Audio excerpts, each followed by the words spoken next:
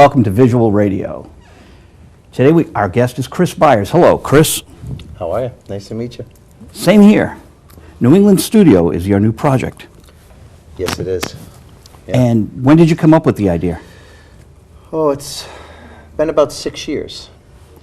And it was really to fulfill the need for the infrastructure for the state to really become a destination for filming.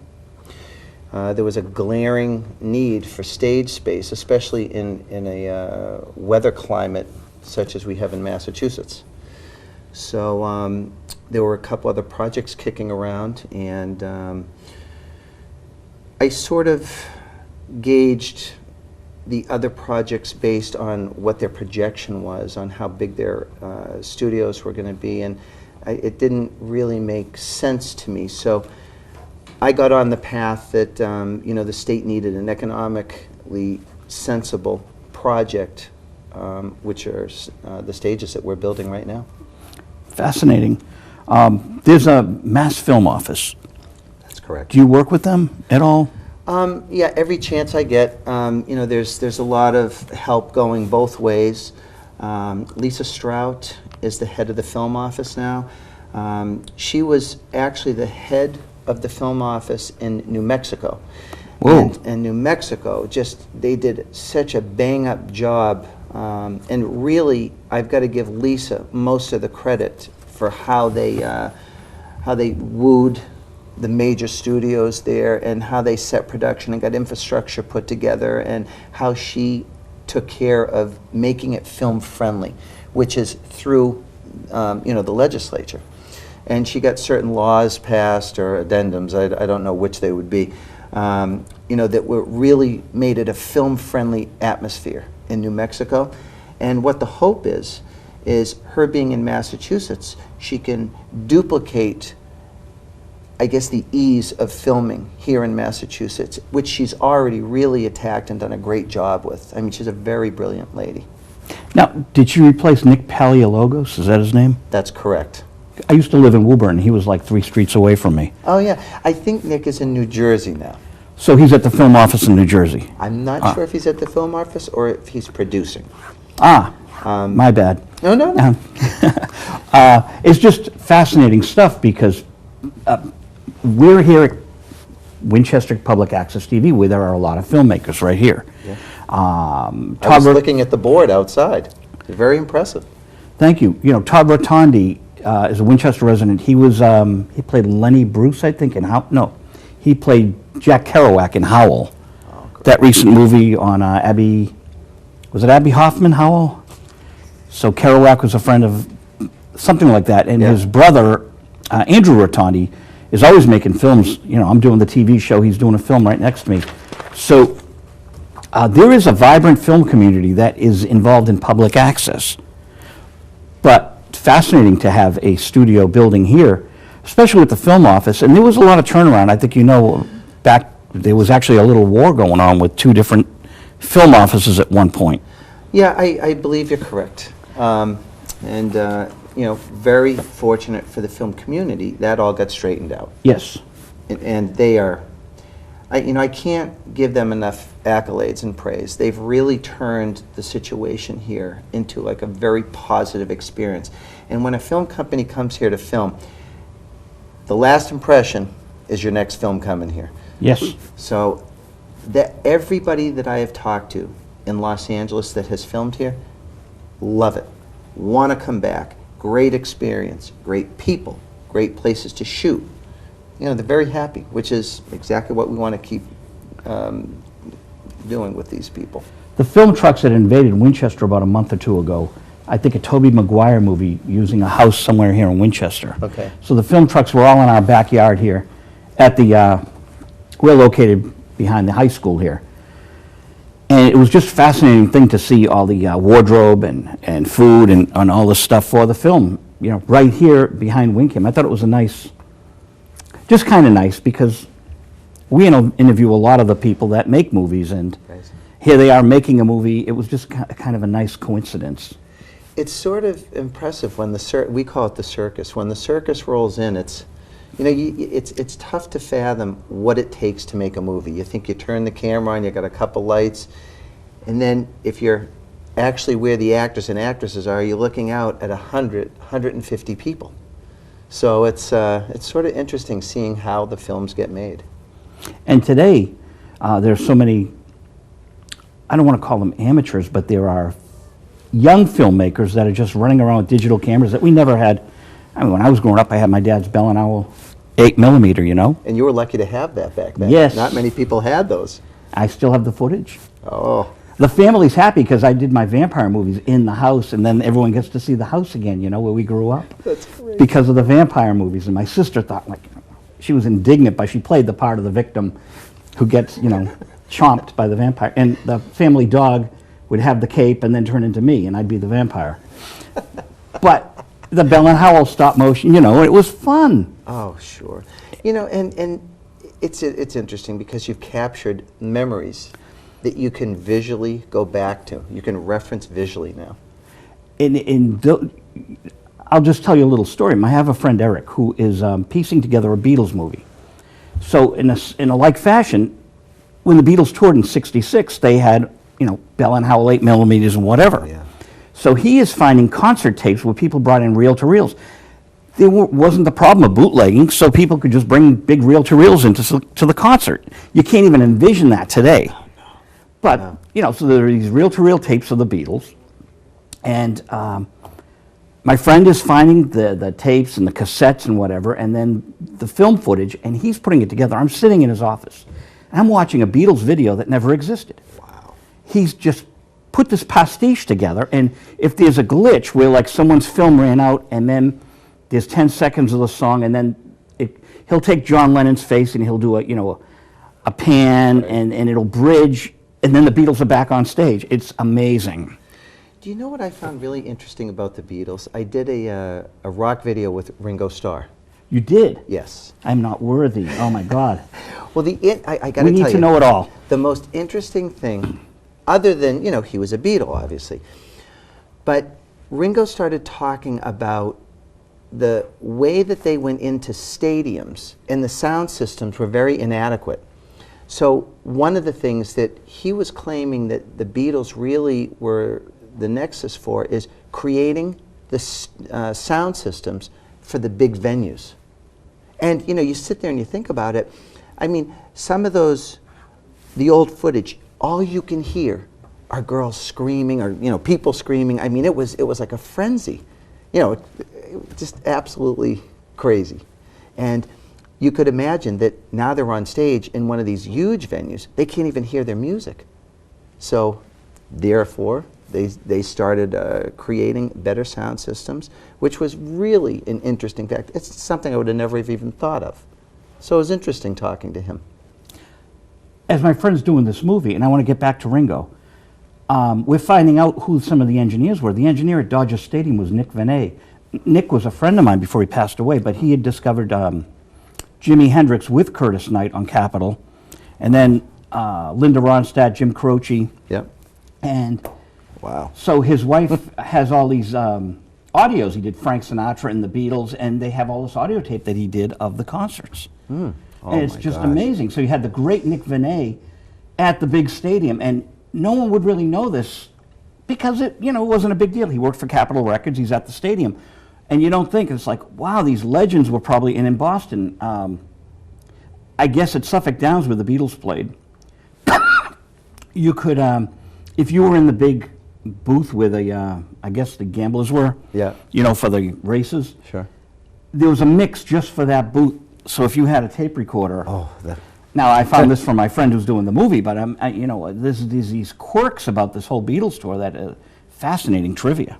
Sure, absolutely. Now, where was Ringo in? And I know you've done videos with Aerosmith, Michael Jackson. Yeah, I've done a ton of them. What was your first music video? Actually, I think my first music video, the first one I remember was with Aerosmith. And you it was on their comeback tour. You see Jeff Dearman, our director, has the Aerosmith shirt on? Yes, I did. He just worked their show. Oh, that's fantastic. They are, I mean, they're legendary. And they're from Massachusetts. Absolutely. I used to see them at the Box in Boston. I saw them in the clubs. I saw them open for the Kinks. Oh my gosh. And Mott the Hoople. So, you know, they were a local band. Yeah. Yeah, they were. Absolutely. See, I just pressed my fingers and the trees start. It's Hurricane Sandy coming in the room. I'm going to do the weather now. You know, it looks like we could. It looks like we're weathermen. I have no hair to blow, though, so. You're far more relaxed than me, I see on the monitor, and why is that? I don't know. But I that's think okay. I need sleep. Aerosmith, one of your first videos, so do you Yes. remember what song? Angel. Oh, love It it. was the first one that I remember.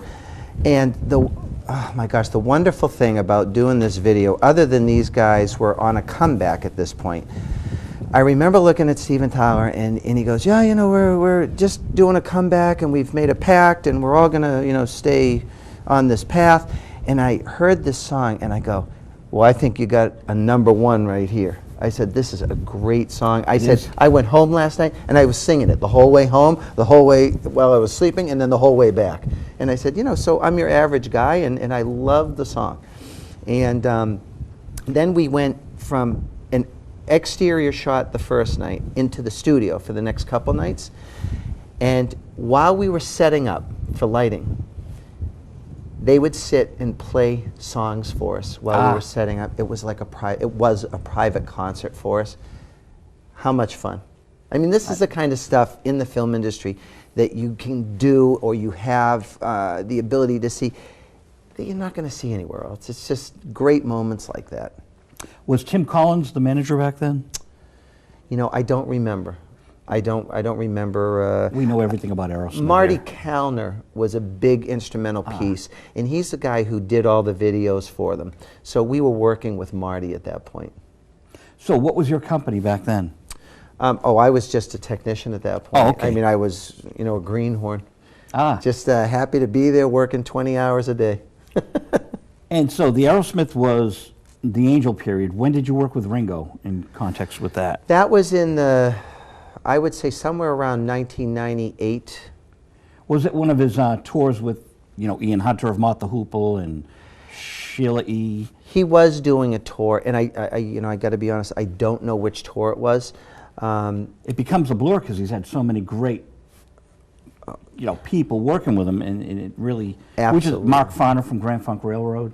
Yeah, and the other thing is, you know, when you're working with somebody like that, you really try not to be up in their face all the time, and you know, you really give them the space just to talk. Sure. You know, and that's really, I mean, I try to give them that kind of respect.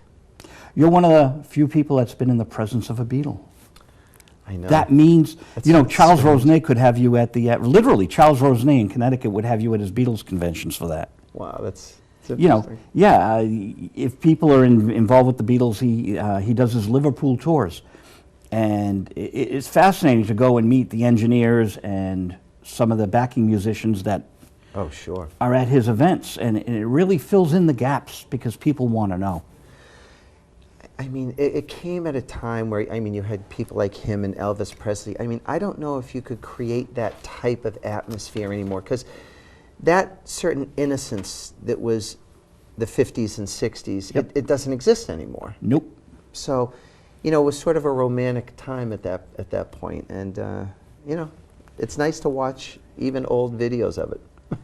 It was magic. It was very magical. Yeah. And Yeah. I think you can always capture magic somewhere, but that whole, I know what you're saying, that whole period of years of magic, that's very hard to recapture. Oh, absolutely. I mean, could you imagine women running down the street after their favorite band member? I mean, that was, and that happened. Oh, I think that can happen. Justin Bieber has that, doesn't he?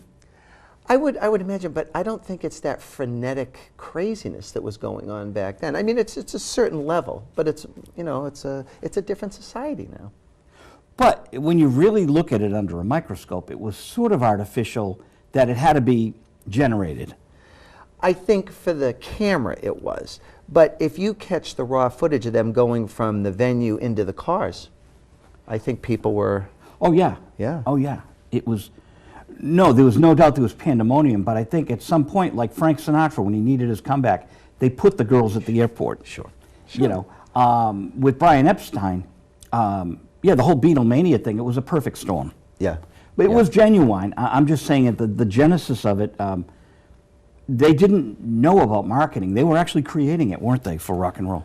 Oh, I think you created a lot of stuff out of that, out of Elvis and the Beatles. I mean, you know, you couldn't have even, I don't think, at that point, you couldn't have thought of the stuff that was going on. Then all of a sudden, it was just happening. Yes. I mean, so, you know, kudos to the guys who captured all this stuff. And the music was so good. I mean, Elvis, the Beatles, the music is timeless. Absolutely. I mean, I could never say I would not listen to them. We're going to move on to things, but I'm going to still drill you on Ringo a little. Do you know the song title? I don't. Okay. It's okay. It was 1998-ish. Yeah. Yeah, I will email you on that. That's good stuff. It was interesting. Any other favorite videos before we move on? I did a couple of Tom Petty videos. Those were really interesting. And where did you do Ringo, and then where did you do Tom Petty? They were all in studios in Los Angeles, and you know there were a couple of locations, and they were just random locations. You'd go and you'd build like a skateboard thing, so the guys could do the skateboarding during the filming, and you know, really a lot of the stuff we did back then, you'd have a location shoot, then you go back in the studio and shoot for 20, 22, 24 hours. I think one of the oddest videos I got to do was a P as a Dora video. And during the Sinatra band time? No. Okay. Certainly wasn't. It was also around the 96, 98 point. And actually it was probably 94. But at this point, she did the most expensive video by far to date.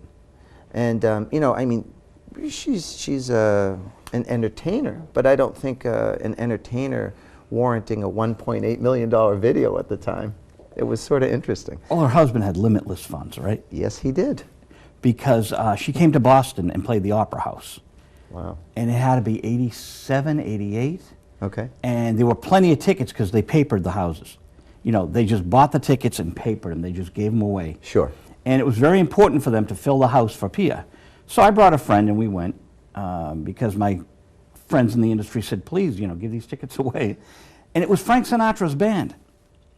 Wow. Like, so it's a few years before your video. That's what I was saying, you know. That was worth capturing. And it was, I got to give her credit. Her movies turned me off.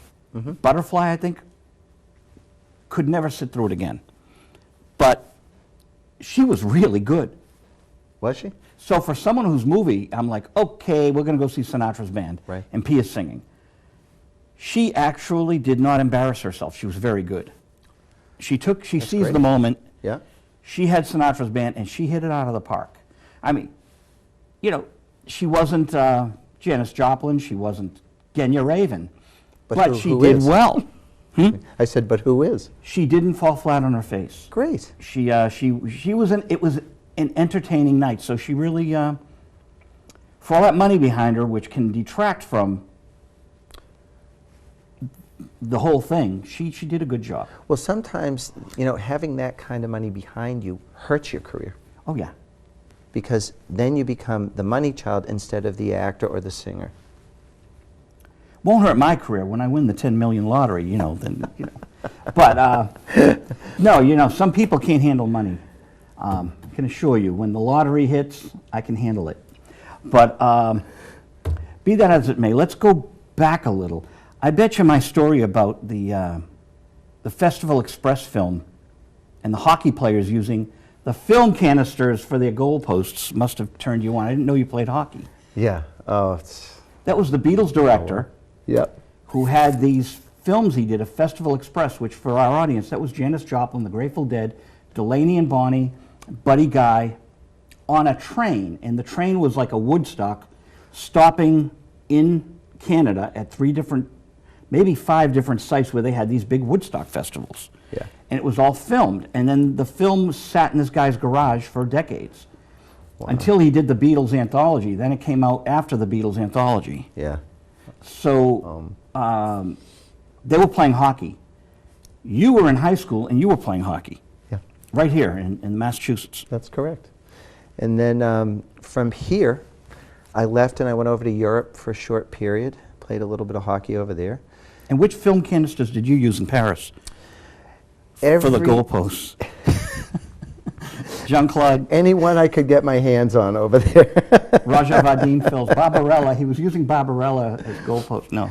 It's funny. I mean, Paris was definitely not a hockey town, so you would have to use film canisters because there's nothing else there. And I have to ask you this question. Since Canada is so big on hockey, is that why Paris even had some hockey? No, hockey is huge in Europe. No, I did not know. Oh, absolutely. It's just not a big sport in Paris. We were sort of the kids who got clobbered every night. Oh, I didn't. Okay, so they actually knew what they were doing. We were playing one of the Russian teams one night, and I'll never forget this because I think at the end of the second period we were down 9-2, and I had our 2 goals, but at the end of the second period, the goalie came by, and he looked at me and he stopped me, and I'm thinking, oh great, here we go, we're gonna have a fight in between periods, and he goes, "You get it," and I go, "Get what?" And he goes, "You get the game. You're an okay player." And I'm thinking, he called me an okay player. That's pretty good. So that was my highlight in Europe, I think. Chris Byers' manual on détente with the Russians. You were in Paris for a year. And somewhere before Paris, you were somewhere else in France? In Lyon. Okay. Yeah. And what was the culture like? Did you listen to music there? No. I couldn't wait to get home. I got to be honest. So you'd be playing and then you had to get home and get some sleep? Yeah. I mean, it's a full day. You're working out. You're studying other teams sometimes if you have the opportunity to do so. But you're practicing your craft. It's just like anything. If you don't put the hours in, you're not going to get any results. So I was very, very dedicated. I mean, I was an average player, but I was very dedicated, and I wanted to be better every day. So, if I wasn't skating, I was stick handling a puck. If I wasn't doing that, I was lifting or stretching or running or whatever vices I had at my disposal, I'd be at them. So you knew the Philadelphia Flyers, and they suggested you go to... Mm-hmm. That's correct. What were you doing with the Flyers? Were you... It was just a few guys that I knew, and we would be skating, at one of the local rinks. Okay. And, they were just keeping their legs loose during the off season, basically, is what they were doing. And, I was fortunate enough. I got to skate with a bunch of them quite often. Osmosis, I mean, that's amazing. Yeah, it was great. If you're around greatness, you're going to pick something up here and there. Hopefully. Oh, absolutely. Yeah. It's just the human nature. If you're a smart guy, that must have been a lot of fun. It was. And, that was really the key, is I was having fun. It was really, it was very little pressure, and I never thought of it as pressure, so it was really just next foot forward. Now you can go back and find them and do documentaries on them. But yeah. Okay, so go skate with them. There you go. Can you skate now? Because you said that you got out of the business because you hurt yourself. Yeah. Oh, yeah. I still skate. Okay. I've in the last 3 years, so I've had actually 4 years. I've had 3 shoulder operations, so it's limited my activity a little bit. But this winter, I'm rearing to get back. It's really a lifeline for me. It keeps me vital. One of my first guests in 1979 was Barry Glovsky of Fusion Magazine. Mm-hmm. And we've rehooked up through the wonders of the internet. So he comes up here, we have coffee. Because he had Fusion and he had Pop Top. It was like Crawdaddy in the early days of Rolling Stone. Yeah. So he was one of the pioneers. So I invited him on the show on Thursday nights. I'm skating. You're older than me, you're skating? But I guess it's a great, healthy thing to do. Oh, want to know something very interesting is that when I was in Los Angeles, there were a lot of directors and producers who loved hockey. They always wanted to play hockey. So I looked at them and I go, well, why don't you start playing hockey? And they're laughing and I go, there's leagues that teach adults who have always wanted to do this how to play hockey. So I actually started going and coaching some of the guys, because they were like, oh, please That's come, amazing. please come. And these guys, I'm telling you, they were like, and I don't mean warriors fighting-wise, but every time they could get on the ice, it made them feel great. It's a game that really does make you feel good. And it's like flying, isn't it? You're kind of like, If you can skate. Yeah. You know. I used to fly. I think I just sort of coast now.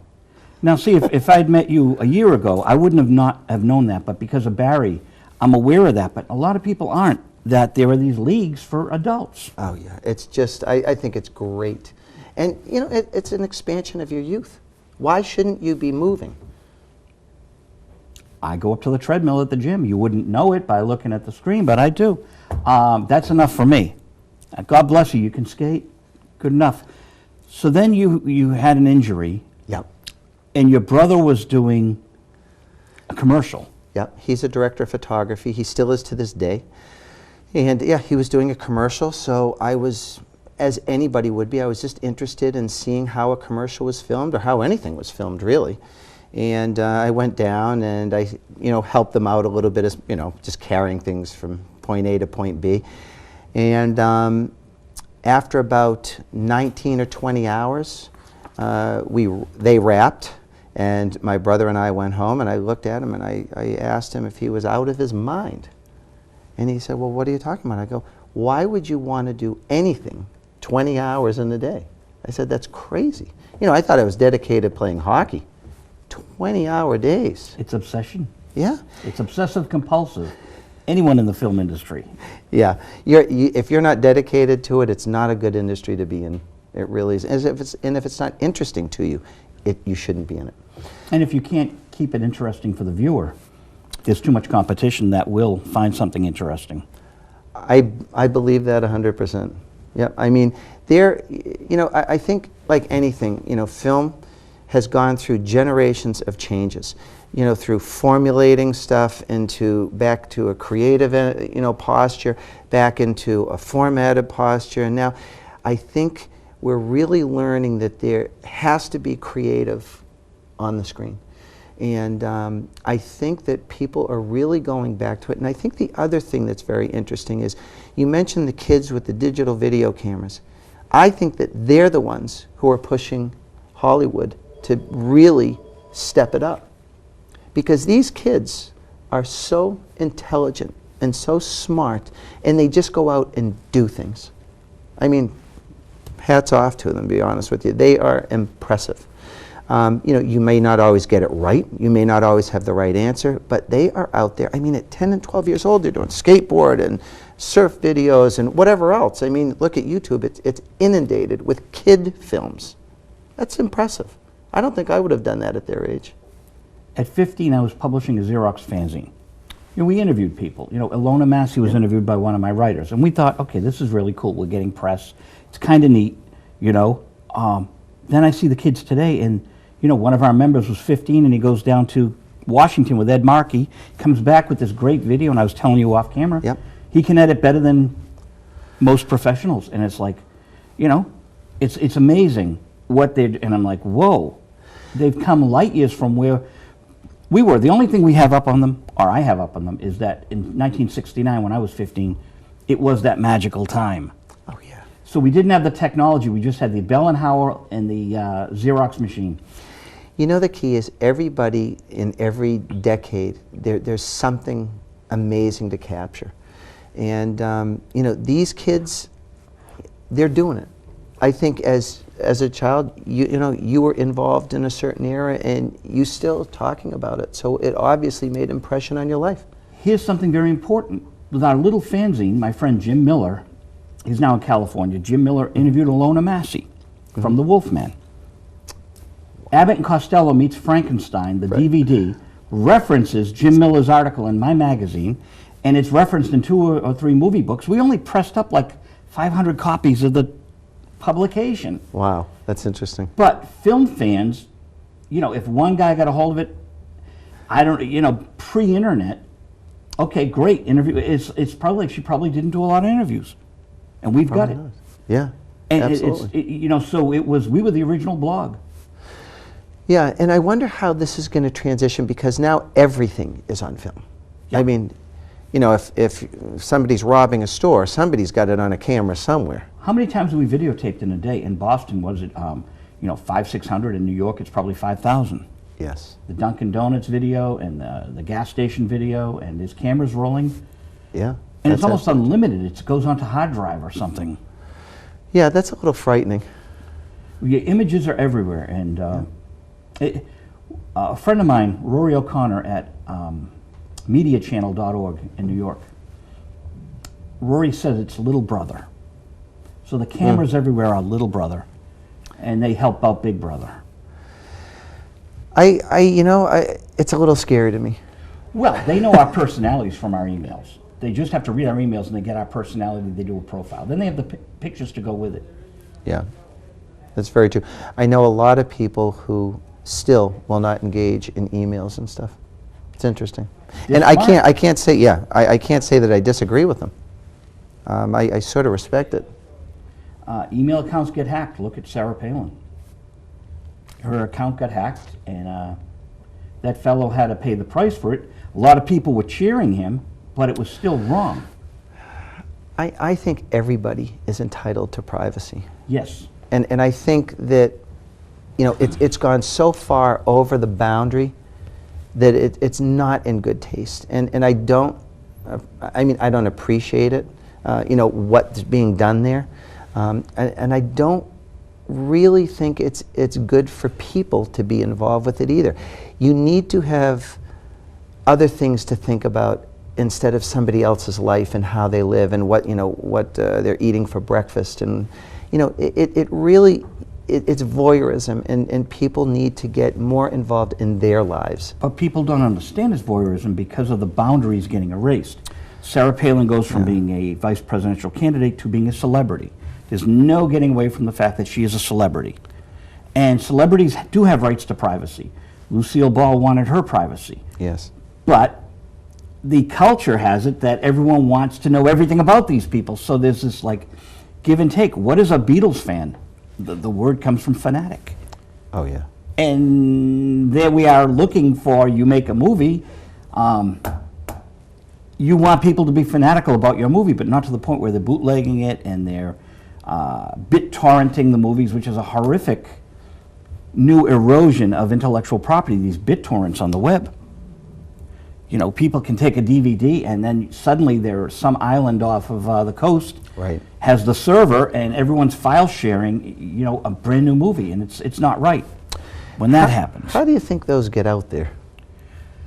Well, in the case of, I want to talk about you, but I did a DVD with Marty Ballin. Yeah. And as a director, I'm horrified that the sales got really crushed because I'm finding BitTorrents all over Google. Mm-hmm. And I'd get them to the manufacturer and I'd say, hey, guys, and they have a girl in the department that goes after them, and some of them she got rid of, she could eradicate. Some you can't. And it really hurt because there are a limited number of Jefferson Airplane fans. Yes, there are millions, but it's a different time. We would have done a lot better 15 years ago than this era of, on the internet, these people who are taking the intellectual property are arguing how they're promoting the movie. We're promoting it. If we didn't, it's like having a hit on the radio. We're the radio station promoting your hit, and it's a false sense of logic. That's totally false. It's still theft. Yeah, that's absolutely true. And so, which brings us to the fact that you now want to get a studio in Boston where this craziness can happen to the films, the great films that you want to make. Well, we are putting up just a phenomenal studio. And you can see it right behind us, people. That's the actual... that is the full build-out. That's the full build-out. That's correct. Our first phase is 4 18,000 square foot state-of-the-art studios. And we have the fortune of learning from stages being built for 90 years. Right, and yes. The other thing that we're very fortunate with is that the huge technology curve that's gone on in the last 15 years. We have no legend at our studio, where most of the studios already have their legend built in. So now we will be at the top, the apex of the technology bubble at our studios. And The stages, I think we've made, little modifications here and there to really make them some of the most efficient stages in the world, not just in New England or in the United States, in the world. So we will have a world-class facility right here in Massachusetts. Along with the stages, we have 30,000 square feet of production office space just to help the stages. So on the bottom floor, you're Just for the stages? That's correct. That's amazing. You'll have about 20,000 square feet where the production company will come in and take as office space and make little editing bays and maybe even little screening rooms.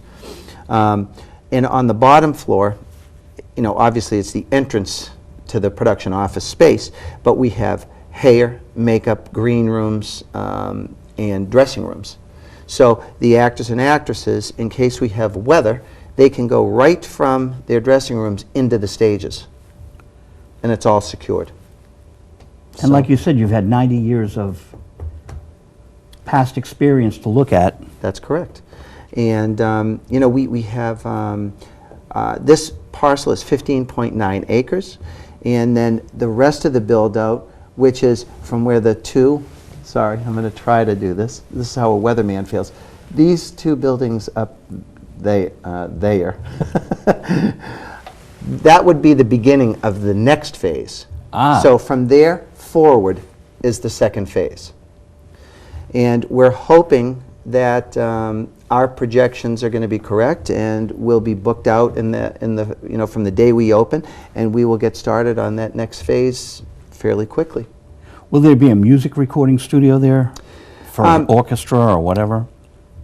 We don't have plans for that right now, but the way that this whole studio works is the front of the building is all office space, and one of those two buildings that I tried to point to, that's going to hopefully be a visual effects company, and in there you could have facilities for sound or recording sound.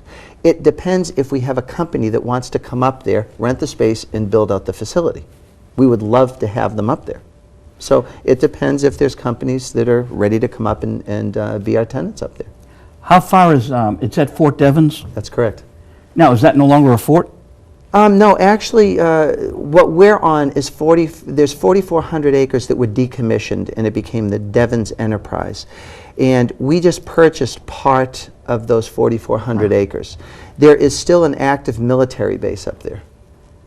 Okay. Which adds a whole nother interesting potential for the film industry. Please.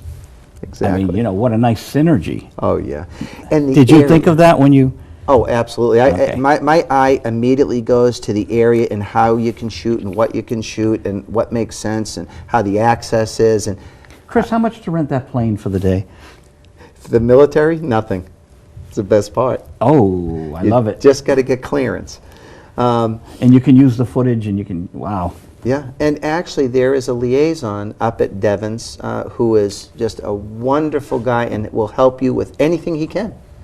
So what else could you ask for? That's incredible. Yeah.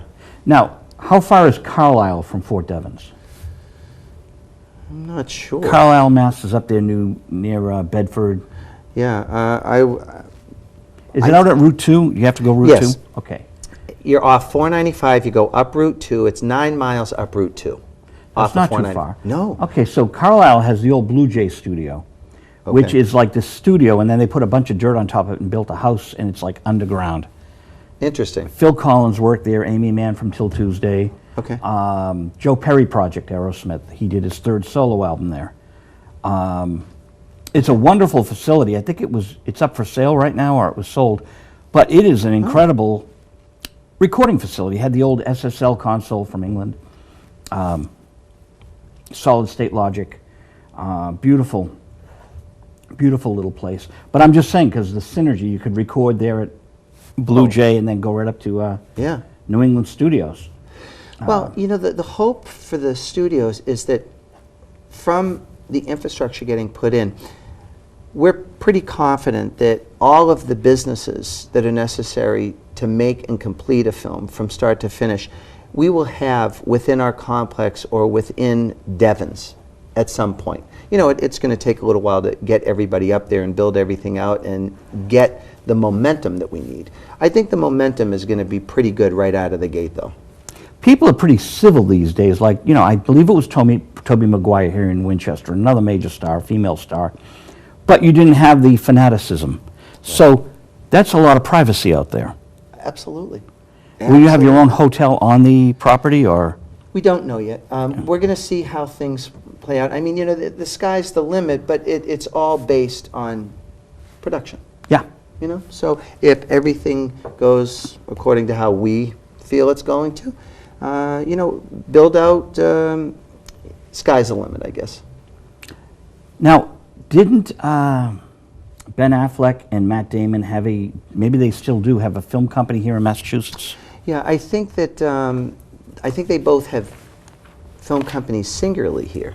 And I I did not think know that that. they Okay. have a company together, and I don't know if that's here or out in Hollywood right now. But we're hoping that they're going to come up and have their production company at the studio. That's what Hey, we're you hoping. know, So if you guys are listening right now, we've got spots all set up for you. that's funny. Ben, Matt, they've done a phenomenal thing here. They've put Boston on the map. And more power to them. And this will be a nice place to foster all the great talent, because there are a lot of filmmakers in New England. And Yes, there are. You know, there's a Just a Minute Film Fest right now that WinCam, one of the board members here, has at Just a Minute TV. People can Google it, and it's a 1-minute video. You do a 1-minute movie. Okay, sure. And there's like 154 entries. So you have 154 probably filmmakers right there. And it's staggering. You'd be surprised out in California how many people were from Boston in the film industry.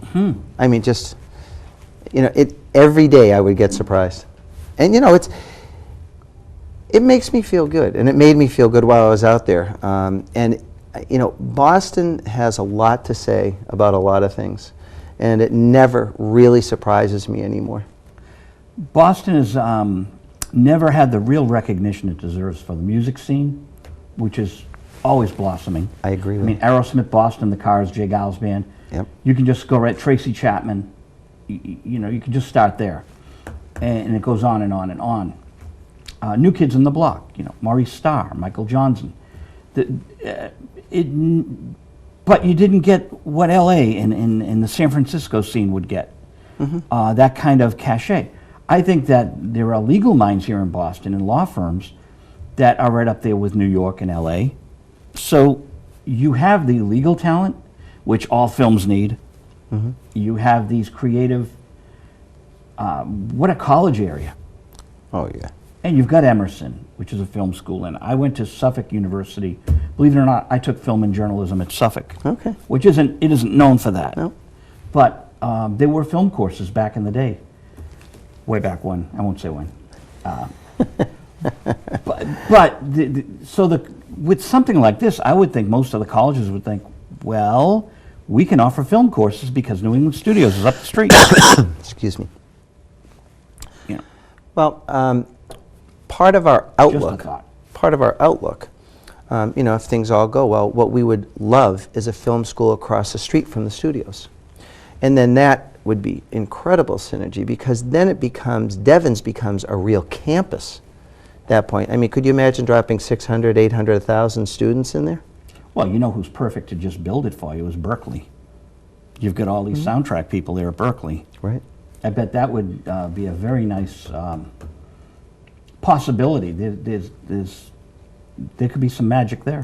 Well, you know, the other thing, a lot of people, they don't realize is that Fitchburg State has one of the best film programs around. I did not know that. Oh, yeah. I mean, they have people all over the place. I was very impressed with Fitchburg State. What I know about Fitchburg State is WXPL radio. Okay. Because the CDs I gave you earlier, we get them out to the college radio stations. Oh, great. So they have a nice little college station out there at Fitchburg State. Yep.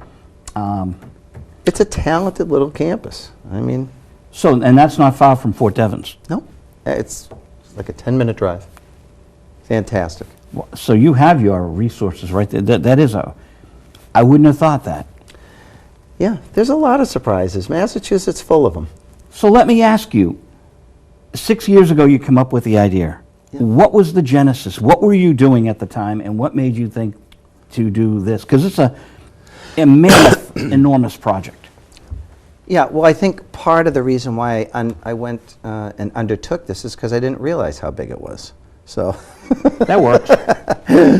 no, actually, I was back here scouting for a feature that we were going to shoot here, and while I was here, to make a long story short, it just sort of came up between a few people, and this was after conversations on how the other studios might or might not work and why they would or would not work. Somebody actually just said to me, they go, well then, why don't you build them? And you know, over a period of 3 or 6 months, it just kept resonating in my head. It wouldn't go away. So I started digging my teeth in and you know, trying to figure out, because it's not every day that someone builds a studio. No. And you know, it took a while to get enough information and enough really blueprints in my head about how the facility needs to be, and that's where my team really came in and helped. I mean, they were instrumental. I mean, let's face it. I mean, I'm not a construction person, and most of the people in my group are really well versed in construction and business, and these guys, after we got all the information together and sort of understood that we were all in this together at this point, they really made this thing work. So I don't know if I answered your question, but that is how this whole thing came about. I tried to abbreviate a little bit for you. No, you did. My one question, you don't have to answer it. Do you remember the name of the feature film you were working on at the time? Yeah, it's The Harbor. Oh, okay. Yeah. Nice. Yep. And I think it's going to be shot this spring. That's how long it takes to get a feature done sometimes 10 years. Now, back in the early days of film, Yeah. and what's interesting is at 8 o'clock tonight I do my show, and we have a public domain library. Yep. So there's some great films that have gone into public domain. Yep. So I have Bela Lugosi biographer Frank Dell'Estrito from Texas phone in, and he talks about the movie that we air on 9 o'clock on Oh, great. Friday nights. But these films, some of these, you know, John Wayne we had a couple of weeks ago, we're getting some of these vintage movies that are, I can't believe they're in public domain, but they've fallen out of copyright. Right. Right. The big studio heads back in the day, they would fight over having Bela Lugosi, if they want Boris Karloff. They would sign them to long-term deals. Now, studios more or less are for the independent directors, right? You don't see yourself as like the next, you know, you're not going to be fighting to get so-and-so under contract for... No, I don't think that will be what we're about. Is anyone even about that anymore? Does Universal still do that? Yes, they do. They sign people to 3 and 5 picture deals, and you know, but it's sort of like anything. The sweetheart deals really aren't available. I mean, unless you're one of the chosen few. I mean, I'm sure that the guy who just directed and wrote the new Batman, he probably has an 8 or 10 picture deal where he's at. Christopher Nolan? Yeah, he's brilliant. I mean, you know, he does things that should be done every day, and his films just seem seamless and effortless. So, you know, if you're in that category, you definitely have that possibility to be a part of a studio. But I'd say 95% of the films and the film people are all in an independent manner now. You're not a part of a studio anymore.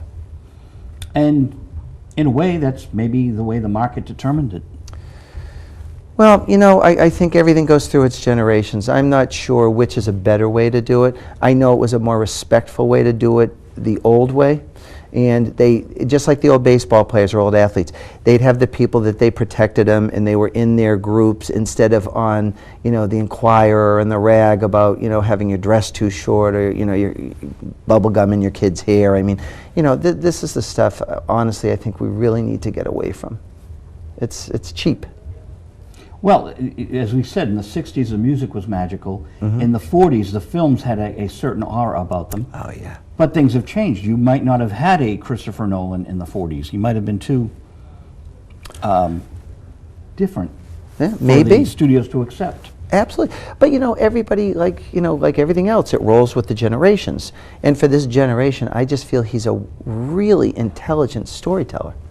And that's important. I mean, you can't get by without story still. And I don't know if you're ever going to be able to. A little off subject, did you see The Girl on HBO this past Saturday night?